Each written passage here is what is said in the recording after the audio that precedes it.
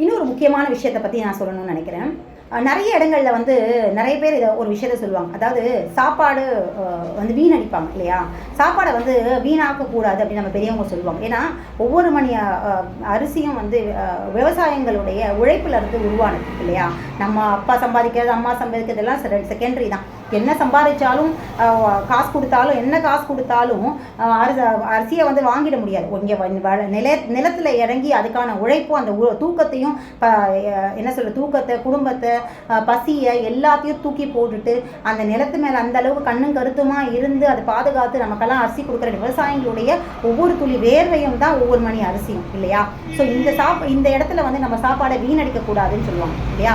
நமக்கு என்ன தேவையோ அந்த அளவுக்கு எடுத்து போட்டு சாப்பிட்டுட்டு தேவைக்கு ஏற்ற மாதிரி சாப்பிட்டாலே போதுமானதாக இருக்கும். ஆனால் தேவைக்கு மீறி நிறைய போட்டு வச்சுட்டு அப்புறம் சாப்பிட முடியும்னு சொல்லி கீழே கொட்டுறது, வீணடிக்கிறது தவறான ப்ராசஸ். ஸோ இந்த வீணடிக்கிற இடத்துல வந்து ஒரு சில கருத்துக்கள் எனக்கு வந்து என்னுடைய காதுகளுக்கு வந்திருக்கு. ஸோ அதை பற்றி நான் வந்து ஷேர் பண்ணலான்னு இருக்கேன். அதாவது என்ன சொல்கிறாங்க அப்படின்னா, எதுவுமே இந்த உலகத்தில் வீண் கிடையாது, எல்லாத்துக்குமே வந்து ஏதோ ஒரு பர்பஸ் இருக்குது, வீணாகிற பொருளுக்குன்னு ஒரு உயிர் ஜனிக்கும் அப்படின்ற மாதிரி சொல்லுவாங்க. அதாவது இதை உணவுலேருந்து எடுத்துக்கலாம். அதாவது நான் சாப்பிட்டுருக்கேன், எனக்கு போதும்னு இருக்குது, நான் தட்டு நிறைய போட்டு வச்சுட்டு உட்காந்துட்டேன், நான் சாப்பிட முடியும்னு.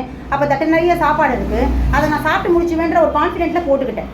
ஆனால் சாப்பிடும்போது எனக்கு நிறைஞ்சிருச்சு, அதுக்கு மேலே சாப்பிட முடியல அப்படின்னா அது தூக்கி கீழே தான் கொட்டணும் இல்லையா? அப்போது அதை கீழே கொட்டினா வயிற்றுக்குள்ளே போடாதீங்க, குப்பை. உண்மைதான், கரெக்டு தான். வயிறு நிறைஞ்சாச்சுன்னா அதுக்கு மேலே சாப்பிட்றதுங்கிறது தவறான ஒரு விஷயந்தான். உடலுக்கு எதிராக செய்கிறது கழிவு, அதாவது உடலில் கழிவுகள் தேங்கும். ஸோ நமக்கு தேவைக்கு முதல்ல போட்டுட்டு கொஞ்சம் கொஞ்சமாக சாப்பிட்லாம். சரி, அப்படியே அதிகமாக போட்டுட்டோம், அதை தூக்கி குப்பையில் கொட்டுறது, அது வந்து அதை பற்றி ஃபீல் பண்ணக்கூடாது. ஏன்னா அதற்கான ஒரு உயிர் வந்து உற்பத்தி ஆகும். ஐயோ வீணடிக்கிறோமே இல்லை நினைக்காதீங்க. இங்கே எதுவுமே வீண் இல்லை, இந்த பிரபஞ்சத்தில் எதுவுமே வீண் கிடையாது, அதற்கான ஒரு உயிர் உற்பத்தி ஆகும் அப்படின்றத பிரபஞ்சத்தோட நியதின்னு சொல்கிறாங்க. இந்த இடத்த நீங்கள் நல்லா தெரிஞ்சுக்கோங்க. பிரபஞ்சத்தோட நியதியை நீங்கள் தான் கையில் எடுத்திருக்கீங்க. இது இல்லை பிரபஞ்சத்தோட நியதி. நீங்கள் ரிவர்ஸ் ஆக்ஷனில் போயிட்டுருக்கீங்கன்னு அர்த்தம். அதாவது நீங்கள் அங்கே உணவை வச்சதுனால, வீணடிக்கிறதுனால தான் அங்கே தேவையில்லாத பிரபஞ்சத்தோட ஆற்றல் விரயமாகுது. எப்படி ஆற்றல் விரயமாகுது? ஒரு உயிரை உற்பத்தி பண்ண வேண்டிய சூழல் வருது. ஒரு உயிரை உற்பத்தி பண்ணுறதுல பிரபஞ்சத்தோடைய ஆற்றல் அங்கே விரயமாகுது. நீங்கள் பிரபஞ்சத்தோட ஆற்றலில் அங்கே வேஸ்ட் பண்ணுறீங்க. நீங்கள் அங்கே உணவை கொட்டாமல் இருந்தீங்கன்னா அந்த இடத்துல அந்த உயிரை உற்பத்தி பண்ண வேண்டிய அவசியமே இருக்காது. அந்த ஒரு உயிரை உற்பத்தி செஞ்சு திருப்பி அதை சாப்பிட்டு அதை இறந்து போகிறது, அது திருப்பி டிஸ்போஸ் ஆகிறதுமான நிறைய தேவையில்லாத ஒரு சுழற்சி முறை அந்த இடத்துல நடக்கிறதுக்கான காரணியாக நீங்கள் இருக்கீங்க. அப்போது நீங்கள் தான் வந்து காரிய கர்த்தா வீணடிக்கிறதுக்கு. நம்மளுடைய ஆணவம், நம்மளுடைய அகம்பாவம் அதுதான் அங்கே இருக்கே தவிர நீங்கள் வந்து நல்ல காரியம்லாம் எதுவும் செய்யலை. பிரபஞ்சத்தோட நியதிக்கெல்லாம் நீங்கள் சப்போர்ட் பண்ணலை. இது தவறான ஒரு விஷயங்கள் பரப்பப்பட்டு இருக்கு. அதனால தான் நான் இதை இன்றைக்கி குறிப்பாக சொல்லணும் அப்படிங்கிறதுக்காக தான் நான் சொன்னேன். அதாவது உணவை வந்து வயிற்றில் கொட்டாதீங்க, அதுக்கு பதில் கீழே கொட்டுங்க. கீழே கொட்டுறதை பற்றி எல்லாரும் சொல்லுவோம்ல, ஐயோ சாப்பாடு எப்படி கீழே கொட்டுறது, வேஸ்ட் ஆகுமே அப்படின்னு. வேஸ்ட் ஆகுறதை பற்றி கவலைப்படாதீங்க. இங்கே எதுவுமே வேஸ்ட் இல்லை, எல்லாத்துக்குமான ஒரு உயிர் வந்து உற்பத்தி ஆகும். எல்லாமே தவறான கான்செப்ட்.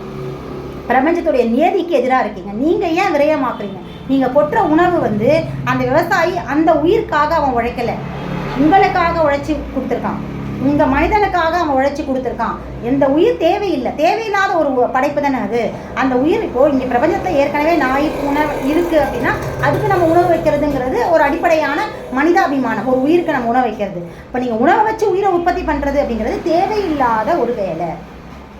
ஒரு உழைப்பாளியோடைய உழைப்பை நீங்கள் சுரண்டுறீங்க அப்படி தான் சொல்லணும். சுரண்டல் தான் நடக்குது. சூறையாடுறதும் சுரண்டுறதுமான விஷயங்களை நீங்கள் உங்கள் அகம்பாவத்திலையும் ஆணவத்திலையும் செய்வீங்க.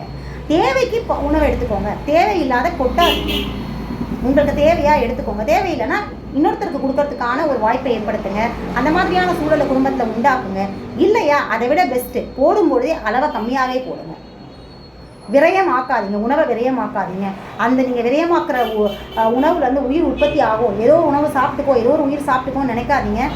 அது வேலை இல்லை, பிரபஞ்சத்துக்கு அது வேலை இல்லை. நீங்கள் கொட்டுறதுக்கெல்லாம் வந்து உயிர் உற்பத்தி பண்ணி அது நீங்கள் பிரபஞ்சத்துக்கு கொடுக்குற பாரம், அதற்கான விளைவையும் நீங்கள் தான் சந்திக்கணும்.